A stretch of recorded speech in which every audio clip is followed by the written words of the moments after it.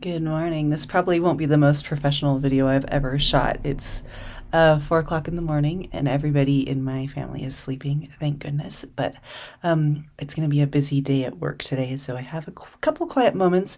And I thought I should just, pop in and do a quick update on what's been going on with the cancer situation and just talk about it because I was listening to a webinar on Monday, and it talked about the importance of sharing your story, especially if you have a large community like I do on Hike Like a Woman. And Hike Like a Woman has been such a really important community to me for the past, uh, you know, 6, 7 years, helping women get outside and go on adventures. And I thought, if my audience is that large, then there's probably another woman who's going through something similar to me, or someone who's going to be going through something similar to me. And so I think it's just really important to share this experience. And also, it's a good way to update family and friends. So we'll kind of rewind where I left off with my last video. I was waiting for to go in for my biopsy. So I went in for a biopsy last Friday. Today's Thursday, December 9th. So last Friday I went in for my biopsy, and the procedure wasn't bad at all. I was a little uncomfortable, and it took a lot of lidocaine to get me fully numb. Afterwards, I felt okay. I was pretty numbed up. They gave me some ice, but I decided to take the weekend off of work and not go into the shop, which is hard to do during the busy holiday season. But just to give myself some time to recover and to kind of just process everything that's going on. It was almost a month from the time that I discovered the lump in my breast until I got my cancer diagnosis on Tuesday. And so that was just a really stressful month. Just you find a lump in your breast and you think, I'm healthy. Like I do all the right things. Maybe it's not breast cancer, but in the back of my mind, I think I knew that this was breast cancer. Just given my family history and just given my exposure to things like open air burn pits and plastic water bottles being plastic leaching into all of our drinking water in Iraq as the water bottles just cooked in the hot desert sun. So I kind of knew, I think, what was coming. And it's like with each step, things got a little more stressful and a little more scary as I went from like lump to doctor to mammogram and ultrasound to biopsy to that really stressful few days where you're waiting for those biopsy results on a diagnosis. So I got the diagnosis on Tuesday. It was kind of interesting, actually. Monday was a tough day for me at work, and we'll talk about that in a little bit. But I got an email from saying that my health records have been updated, which is kind of how I've this whole sorry, hair, it's 4 a.m. I just woke up. So it's kind of just how this whole thing progressed was like I would get the test results before the doctor. So Tuesday morning I woke up and checked my email and got the notification that I had updates to my medical records and pulled up the pathology report and did some Googling, and I was like, yep, I have cancer. So I forwarded those results on to my mom, and she sent them to my Uncle Joe, who that was probably like the best part of that day. And was my Uncle Joe actually called me at 1 o'clock in the morning, China time. He's a physician and just brilliant, and kind of talked me through what he thought I should be doing, and kind of gave me some courage to just take things on. So shout out to Uncle Joe, who always, there's a ton of grandkids on my mom's side of the family, and big families. And I feel like my Uncle Joe in a lot of ways is a lot like my Grandpa Shumway in that he knows me as a person, and he knew what I needed at that point. So thank you, Uncle Joe. But I went to work, and this is a day of a lot of phone calls and trying to figure out schedule appointments and all of those kinds of things. Yesterday was an interesting day too. It's just a lot more phone calls. I'm kind of in between that phase where now the next step is to talk to the oncologist and the surgeon to figure out what kind of surgery I need to have and what my treatment plan is going to look like. And I really don't know anything. I don't know anything at all. I'm just waiting on people to call me. That's kind of been the story of like this whole process. So if you're found a lump in your breast and you're kind of going through the process of like, what do I do next? It's just a lot of waiting. And um, so I don't know if I'm going to need a lumpectomy. I don't know if I'm going to need a mastectomy. I don't know what's best based off my family history. I did speak with a surgeon at the VA, and it was not a very awesome conversation. I felt like he basically was like, "Hey, we don't treat breast cancer at the VA here in Cheyenne, so you need to research where you want to be treated." And I was like, I don't.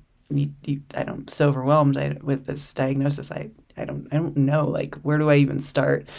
Um, and so that wasn't a really good phone call, but I have spoken with a couple cancer coordinators, one here in Laramie, and then at the VA, I think I've been assigned someone to kind of walk me through this process at the women's clinic. So that feels nice. I have two women who I feel like I can call and talk to, and they're going to listen and they're going to help me and they're going to give me some good advice. So I'm thankful for those two ladies who have reached out. Um, the other thing that I got a phone call from a man named John at the VA. So genetic testing is really important at this stage because it could impact my treatment plan, and it probably most likely will impact my treatment plan.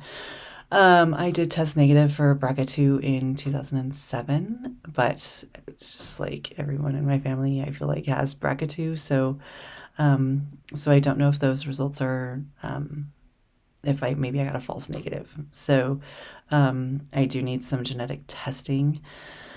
Um, so I talked to the VA and said I need to get some genetic testing. So they called a guy and called their person. I don't even know, but got a phone call from a man named John yesterday with the VA who does genetic testing. And he called me up and he was very, I would say, disrespectful and rude on the phone call. And he said the soonest they can get me in for genetic testing is December 29th. So that's 20 days out. And I feel like that is not soon enough. Uncle Joe recommended that I get in surgery as quickly as possible within 2 weeks, I guess.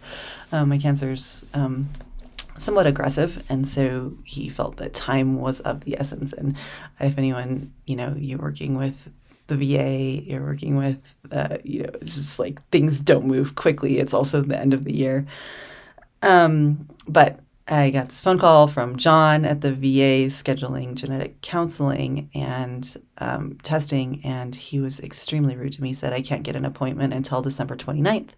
And I said, that's not soon enough. Is there anything I can do to get an earlier appointment?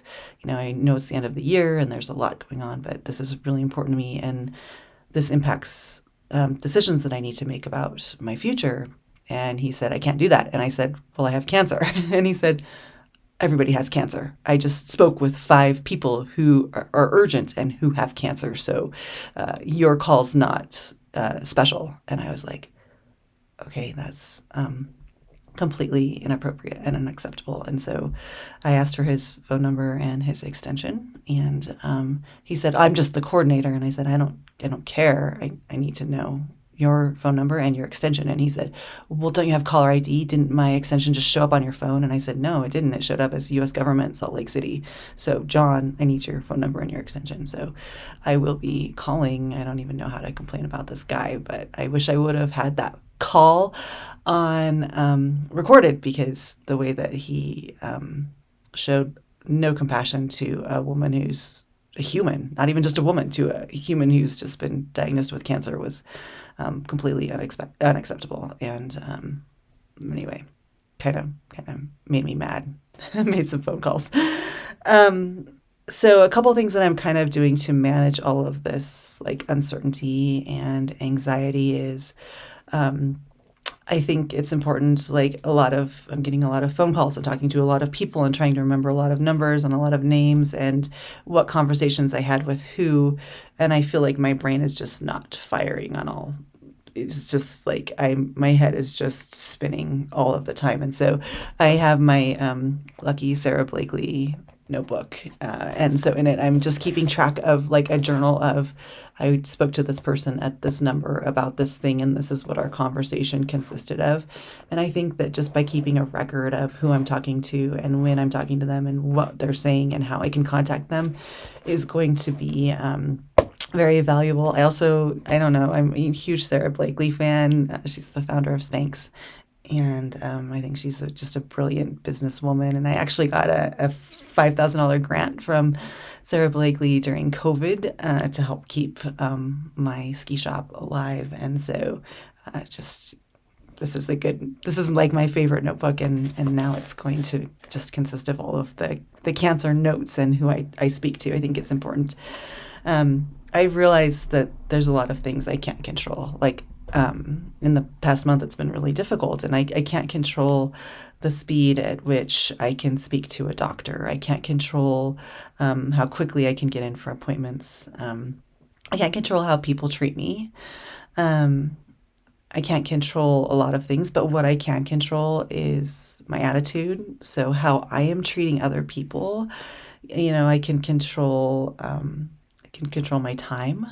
Am I spending time worrying and stressing out about this, or am I spending my time doing productive things? Or am I spending time like getting some quality time with my kids because, I don't know what the next year's going to bring. I can control my exercise. So even though I haven't been sleeping at all, I can control whether or not I'm still getting up at 5 o'clock in the morning and getting a workout in. Um, I can control the food that I'm eating.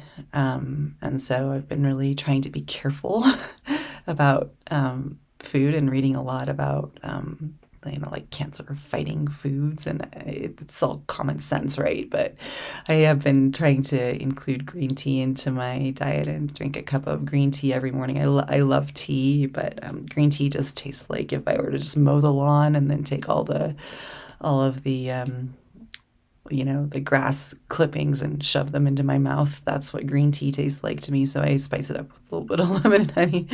I've also been trying to not eat sugars. So I have a major sweet tooth, and I love chocolate and candy. So I've been trying to not eat sugar. I get plenty of sugar and other things, that's just there, but just trying to not eat sweets. So I know you all love me out there and you'll want to give me chocolate because I love chocolate, but yeah, maybe throw some carrots my way. No. And then, it's kind of also hard to talk about a cancer diagnosis without talking about my shop. So the past 6 months at my ski shop have been really extremely difficult. And I will rewind for those of you who don't know. I also, in addition to Hike Like a Woman, I also own an outdoor retail store. And I have a rental center with 1,000 pairs of rental skis in my rental fleet, just massive. And then I have a small rental center or a small retail shop. And we do like hiking, camping, backpacking, climbing gear in the summer. And then in the winter, we're a ski shop. Well, we're still experiencing a lot of disruptions in inventory due to COVID. And on Monday, the day before I got diagnosed with cancer, I found out that most of my ski order is actually still in Europe. And so here in the Rockies, we don't have any snow. I don't have any skis to sell to my customers. I have a whole list of like 40 people who are waiting for new skis this winter. And it's extremely scary and stressful for me because I make enough money selling skis and ski poles and helmets and boots and goggles to pay for all of my summer merchandise. And right now it's looking like I'm not going to have that inventory on my shelves And so I don't know at this point how I'm going to pay for my summer merchandise. And so it's caused Al and I a lot of reflection as to what we need to do. Like, do we need to try to keep fighting to keep this small retail store open? Or do we just need to sell it and let it go? Or do we just need to do like a big closeout sale and just hope it's enough to pay off the line of credit? So it's very heavy because I'm dealing with this cancer diagnosis, and I'm also trying to fight to keep my shop alive. Um, and it's like my baby. I've been fighting to keep the store alive. I made a lot of horrible buying decisions last spring and summer. We had some competitors move in right next door, which took a lot of business from us. We had a Sportsman's Warehouse open up in town that took a lot of business as well. And so we weren't prepared this summer when we bought our merchandise or our inventory. We didn't see that the impact of that affecting us as badly as it did. So we had a really tough summer, and I won't go into it, but it is very, very difficult financially. And so I don't know. I don't know if I just let it go or if I just keep fighting for it. I don't know if, the thing that I love about the shop is the winters anyway. I love being a ski shop. Skiing is just my thing. And so I don't know if maybe we just become a fully seasonal shop and we just close our doors and just open from October to April as a ski shop and not try to do all of the retail, but really focus on tuning and services and a little bit of retail and a lot of ski lessons. Also, in the winter, I teach ski lessons, and I teach 5 to 6 cross-country ski lessons a week, and it's a significant source of revenue for my shop. It's also just what I love to do. Nothing makes me happier than just skiing and seeing a child or a grown-up, someone get on skis for the first time and just recognize the freedom that exists as they're kicking and gliding down the trail. So the thought of not being able to teach ski lessons or not feeling healthy enough to teach ski lessons is really sad for me because it's just what I love to do. And then we're also putting in our permits for guided trips next summer, and I don't know that I'm going to have the strength or the ability to even guide. And that's a huge blow to the Hike Like Home community because I have a wait list of like 20 women who couldn't get on hikes last summer with us who want to come on backpacking trips with us this summer. And so it's kind of sad to, first of all, like lose that opportunity to help people get outside and go on outdoor adventures and explore, because I think that's what motivates me, and that's why I do what I do, and that's why I love Hike Like a Woman so much, and that's why I started Hike Like a Woman, and that's why I love Base Camp, my retail shop, so much, because I just feel strongly that the outdoors has significant healing powers. I think Al and I both, as veterans and as soldiers who've deployed to Iraq and scary places and seen things, that we've both sought refuge in the mountains and on trails and in nature. And skiing has just been a huge, huge, significant part of my life since I was a child. And this winter is going to be a little bit different if I'm recovering from a double mastectomy on the couch. But the good news is that it's an Olympic year. So, if I'm going to be sick and at home and not feeling good for, this winter, at least I can watch the Winter Olympics on TV. So, that's a little silver lining there, I suppose. So I will stop rambling. I'm going to go get a workout in because that's one thing that I can control. And then I'm headed to the shop. And a lot of people have asked what they could do for us as we've started to share the news about our cancer diagnosis. And the truth is, I don't know at this point. I don't know what our insurance is going to cover. I don't know what we're looking at financially. I also know like we're pretty self-sufficient, and Al is good at grocery shopping and he's good at cooking dinner, and my children are good at, you know, taking care of their meals and packing their lunches, and our needs are not great compared to a lot of other people who are in this situation. So I think if you wanted to do something for us right now at this point, you can help us keep base camp alive and do some Christmas shopping there, buy a gift card, leave us a positive Google review. I think all those things will help keep my little mom and pop shop alive, and that will reduce a lot of the stress that I'm feeling about just being able to, you know, keep that alive. And then I'm sure that as we have surgeries and treatments, things are going to get a little tough around here. So I think we're at the starting line of a marathon. It's certainly not going to be a sprint.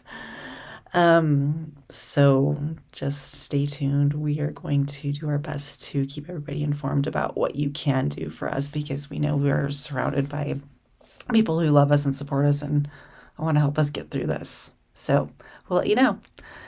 And I'm gonna go outside and go get a little exercise in. So thank you, and I'll continue to keep you updated